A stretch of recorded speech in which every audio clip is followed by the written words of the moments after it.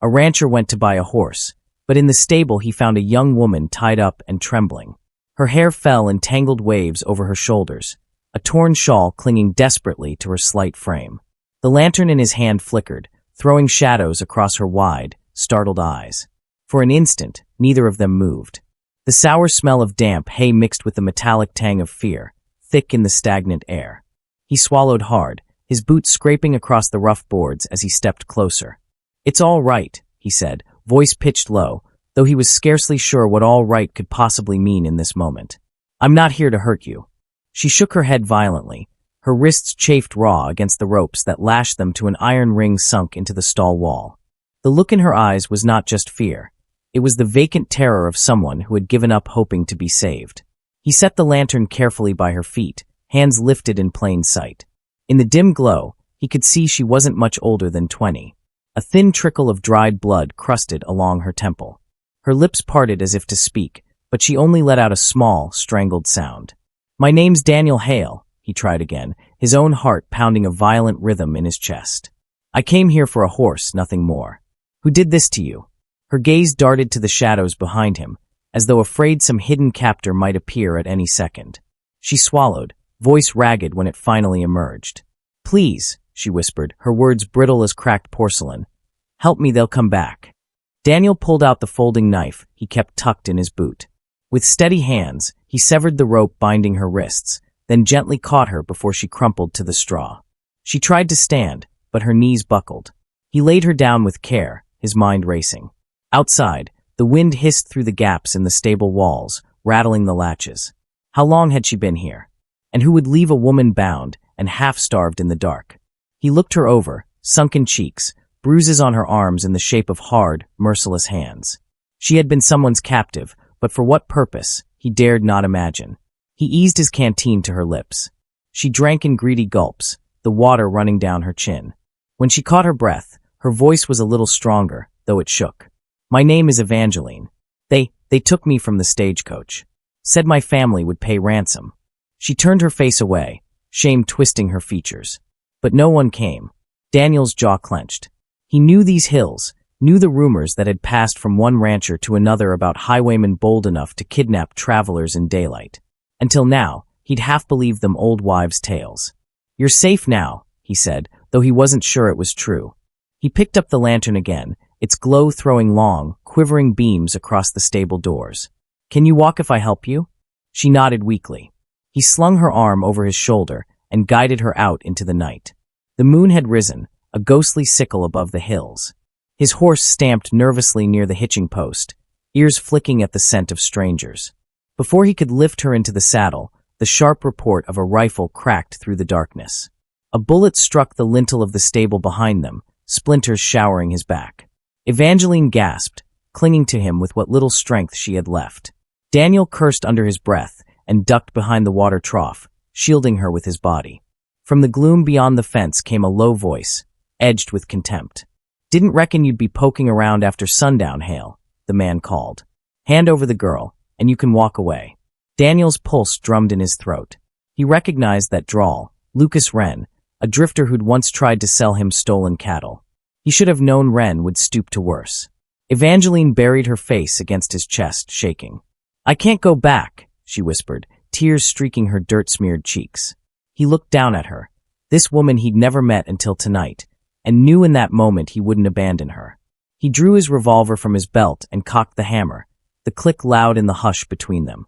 "You've got one chance to walk away," Daniel called out, voice ringing over the pasture. "Or by God, I'll bury you where you stand." A tense silence fell. Then came the mocking laughter, low and cold. "Suit yourself," Wren replied. "Don't say you weren't warned." Another shot rang out, ricocheting off the trough. Daniel's horse shrieked and bolted into the night. Gritting his teeth, Daniel peered over the edge of the trough, searching for any movement in the darkness. A flicker of motion by the fence post, just enough. He took aim and fired, the muzzle flash searing the shadows. The answering shot never came. Instead, he heard the sound of retreating footsteps fading into the night.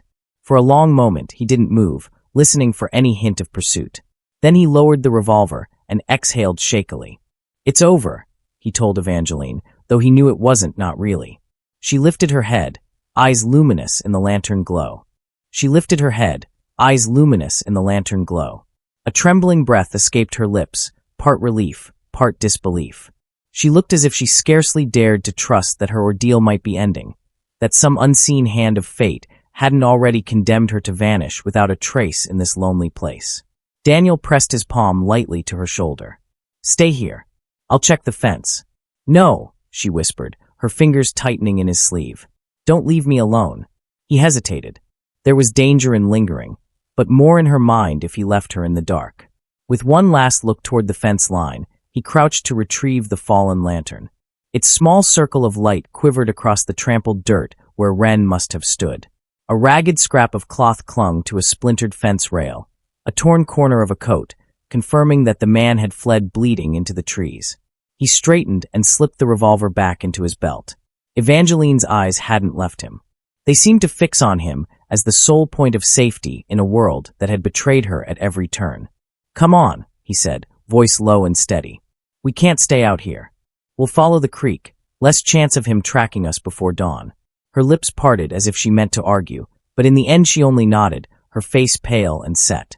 When he offered his hand, she grasped it as though it were the last thing tethering her to hope. With infinite care, he helped her over the broken fence rail. The lantern threw their shadows tall and distorted across the frost-silvered grass. The creek lay a quarter-mile downhill, a thin ribbon of moonlit water winding through the cottonwoods. He knew there was an old hunting cabin further along, abandoned years ago. If they could reach it before exhaustion claimed her, they might have a place to hide and regroup. Evangeline stumbled twice, her strength frayed to tatters. Each time, he caught her under the arms and lifted her back to her feet.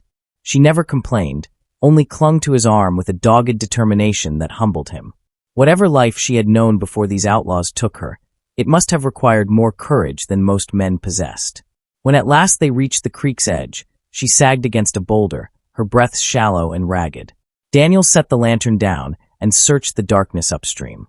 No glint of torchlight, no sound of pursuit. The night seemed to hold its breath with them. "You need to rest," he murmured, crouching beside her. Her lashes lifted. "If I close my eyes, I'm afraid I won't open them again." "You will." He met her gaze, wishing he could pour conviction straight into her veins. "I swear to you, Evangeline, I won't let them take you." She studied his face as though weighing that promise against every betrayal she had suffered. Then slowly she gave a single nod. He unslung the blanket from his saddle roll, what he'd meant for the horse he never bought, and draped it around her shoulders. She clutched it to her chin, shivering despite its meager warmth. Daniel straightened and turned his attention to the dark trail ahead. Each step up the rocky creek bank felt measured against an unseen clock. Wren wouldn't give up. Men like him rarely did. They would have to reach the cabin before first light. He lifted the lantern once more and offered his hand. "Think you can walk?" A ghost of a smile flickered over her mouth, faint but defiant. "I've come this far." Side by side, they followed the water's edge, the lantern beam weaving a thin path between shadow and silvered grass. The creek burbled low, masking the soft scuff of their boots. Every rustle in the brush set his nerves on edge, but no shots cracked the darkness, no voices called out. After what felt like an eternity, the silhouette of the cabin emerged from the trees, its roof sagging but walls still standing. Daniel felt a measure of tension ease from his spine. If they could just get inside, bar the door, and keep low, they would have a chance. Evangeline faltered again at the threshold, her knees giving out. He caught her before she fell, gathering her slight weight into his arms.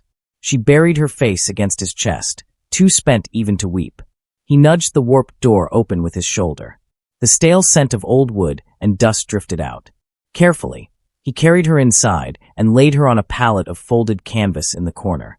The lantern's glow revealed shelves still lined with rusted tins, a battered stove leaning against the far wall. It wasn't much, but it was shelter.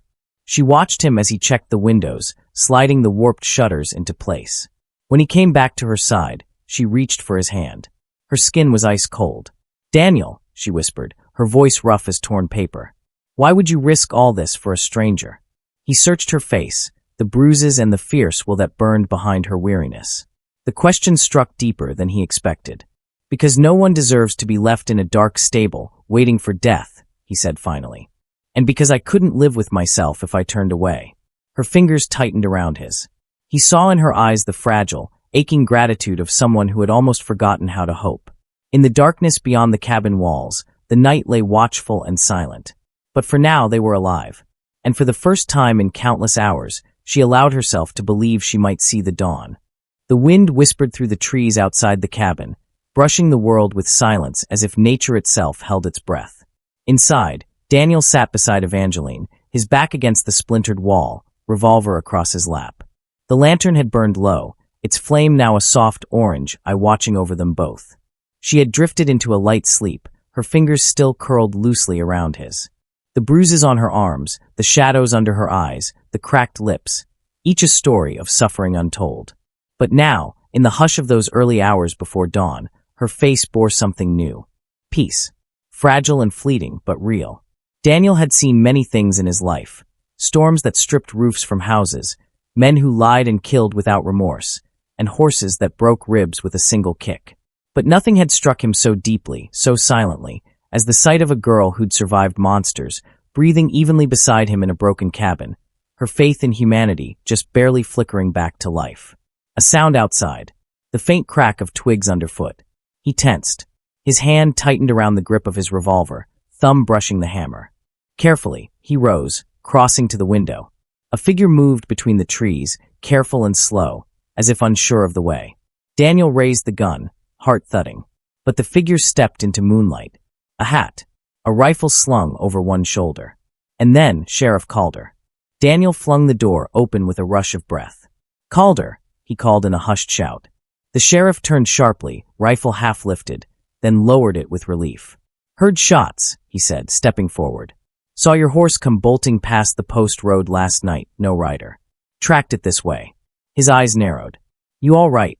Daniel motioned him inside. "There's a woman. Evangeline. Kidnapped on the Hollister stage 3 weeks ago.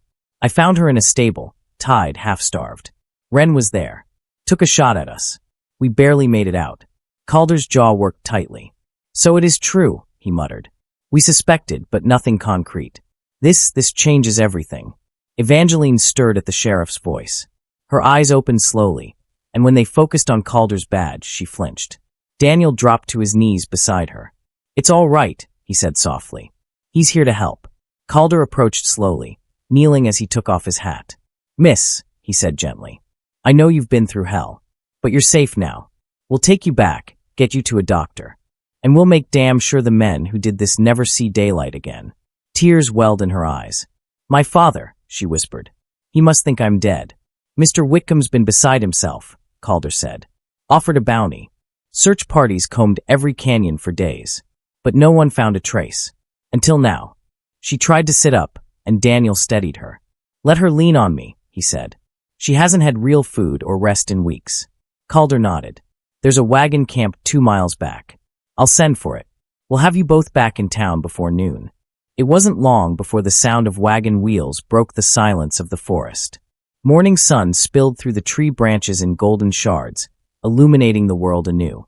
Evangeline stood with Daniel's help, a blanket still wrapped around her shoulders like a shroud that no longer claimed her. When the wagon pulled up, she turned to Daniel, eyes wide and shimmering. "I don't know how to thank you," she murmured. "You didn't even know me. You had no reason to risk everything for me." He looked at her quietly, then reached up to tuck a stray curl behind her ear.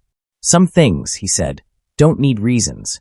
She hesitated, then leaned forward and kissed his cheek, a light, trembling touch full of unspoken promise. Calder helped her onto the wagon bed, where a thick quilt and hot broth awaited. Before they rode off, she turned and looked back one last time. Their eyes met, and something passed between them that neither of them could explain, something real, something timeless. Weeks passed. Wren and his men were hunted down one by one, dragged from dens and caves like rats in daylight. The town buzzed with talk of the rancher who'd uncovered the whole twisted scheme. Not with force, but with courage born of principle. Evangeline's story spread like wildfire, not just because it was harrowing, but because it had ended in hope. She had returned to her family, not broken, but unyielding. She spoke at town meetings, urging justice, not revenge.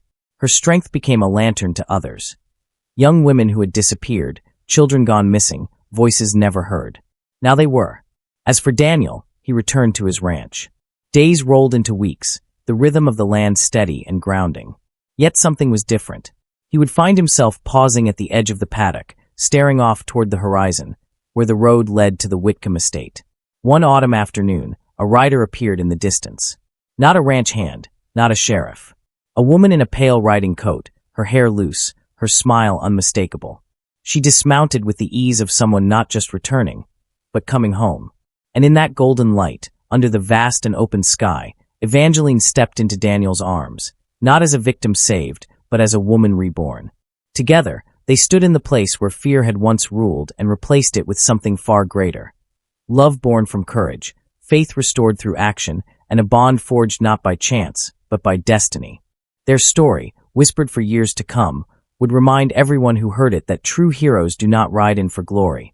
They kneel in the mud, unafraid to face darkness, simply because someone else needs light.